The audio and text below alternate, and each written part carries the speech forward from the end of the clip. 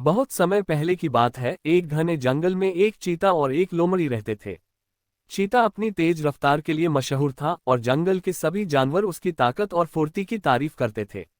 दूसरी ओर लोमड़ी अपनी चतुराई और समझदारी के लिए जानी जाती थी। दोनों ही जानवर अपनी खूबियों पर गर्व करते थे, लेकिन उनकी खूबियां अलग अलग थीं। चीते का नाम तेजू था, जो जंगल में अपने शिकार करने की कला के लिए भी प्रसिद्ध था। हर जानवर उससे डरता था, क्योंकि वह पलक झपकते ही किसी भी शिकार को पकड़ सकता था। तेजू को अपनी तेज रफ्तार और ताकत पर बहुत घमंड था। वह हमेशा सोचता कि जंगल में उससे तेज और कोई नहीं हो सकता। दूसरी ओर लोमड़ी का नाम चंचल था। चंचल भले ही तेजू जैसी ताकतवर नहीं थी, लेकिन उसकी बुद्धिमानी और चतुराई उसे जंगल में खास बनाती थी। वह हर समस्या का हल निकालने में माहिर थी। चंचल जानती थी कि किसी भी मुश्किल से निकलने के लिए ताकत से ज्यादा समझदारी की जरूरत होती है। एक दिन तेजू जंगल के किनारे पर पानी पीने के लिए गया। वहां उसने चंचल को देखा, जो एक पेड़ के नीचे बैठी हुई थी और आराम कर रही थी। तेजू ने सोचा, ये लोमड़ी मेरे जैसी ताकतवर तो नहीं है, लेकिन देखता हूं कि यह कितनी चतुर है। तेजू ने चंचल से कहा, अरे चंचल, सुना है तुम बहुत चतुर हो, लेकिन क्या तुम मेरी तरह तेज दौड़ सकती हो?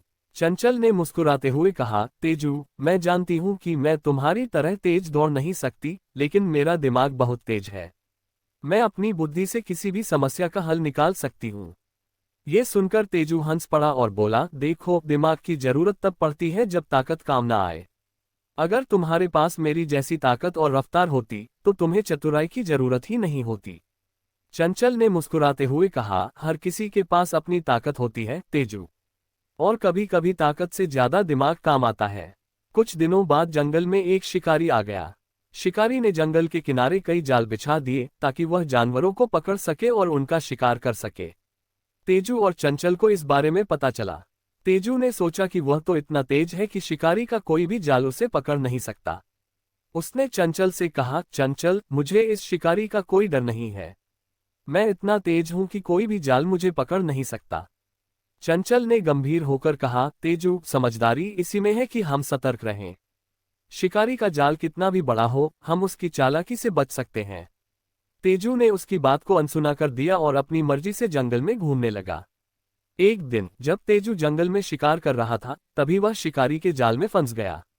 उसकी सारी ताकत और रफ्तार बेकार साबित हुई। जितना वह भागने की कोशिश करता, उतना ही वह जाल में फंसता जाता। चंचल दूर से ये सब देख रही थी। उसने सोचा, अब मुझे अपनी चतुराई से तेजू की मदद करनी होगी। चंचल ने एक योजना बनाई। उसने अपनी चतुराई का इस्तेमाल करते हुए शिकारी को भ्रमित करने का निश्चय किया।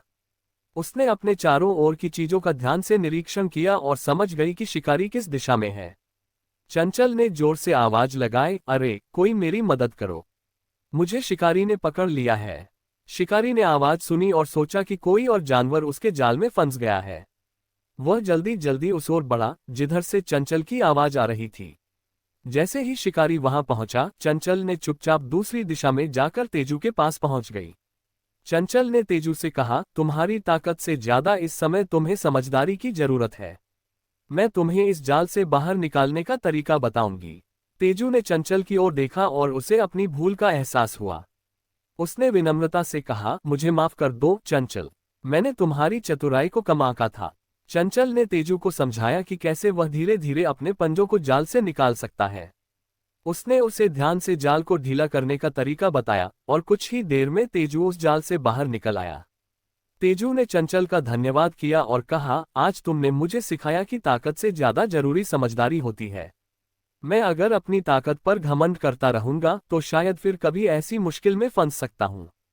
चंचल ने मुस्कुराते हुए कहा, तुम सही कह रहे हो तेजू, हम दोनों को एक दूसरे की खूबियों का सम्मान करना चाहिए।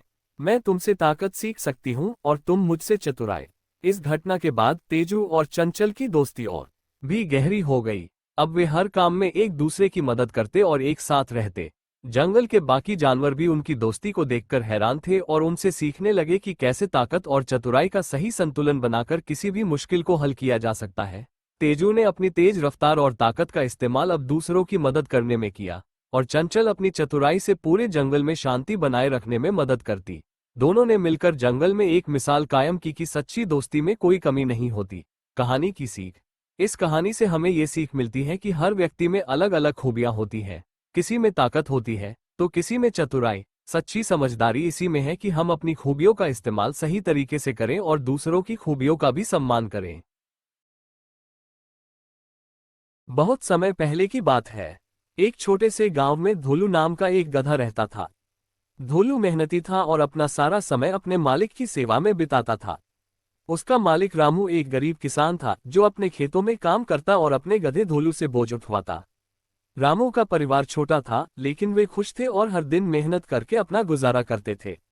धोलू रामू के साथ रहते रहते अपने मालिक के प्रति बहुत वफादार हो गया था। धोलू दिन भर काम करता और कभी शिकायत नहीं करता। लेकिन धीरे धीरे उसके मन में एक सवाल उठने लगा कि आखिर मेहनत करने का असली फल क्या है। उसने सोचा, मैं हर दिन कड़ी मेहनत करता हूँ, सबके लिए बोझ उठाता हूँ, लेकिन क्या मुझे कभी कोई बड़ा इनाम मिलेगा। एक दिन गांव में एक साधु आए जो बहुत ज्ञानी थे और लोगों को अच्छे रास्ते पर चलने की सलाह देते थे। गांव के सभी लोग उनके पास जाकर आशीर्वाद लेते और उनसे सलाह मांगते। धोलू ने भी सोचा कि क्यों न वह भी साधु बाबा से मिलकर अपने सवालों का जवाब पाए। धोलू साधु बाबा के पास गया और उनके सामने सिर झुकाकर बोला, बाबा, मैं हर दिन कड़ी मेहनत करता हूँ लेकिन मुझे समझ नहीं आता कि इसका असली फल क्या है। क्या मुझे भी स्वर्ग जाने का अवसर मिलेगा। साधु बाबा ने मुस्कुराते हुए धोलू की ओर देखा और बोले, धोलू, स्वर्ग उन लोगों के लिए है जो निष्काम भाव से दूसरों की सेवा करते हैं, अपने कार्यों में ईमानदार होते हैं और दूसरों की मदद करते हैं। यदि तुम अपनी मेहनत में सच्चे हो और दूसरों की मदद करते हो तो तुम्हें भी स्वर्ग का रास्ता मिलेगा।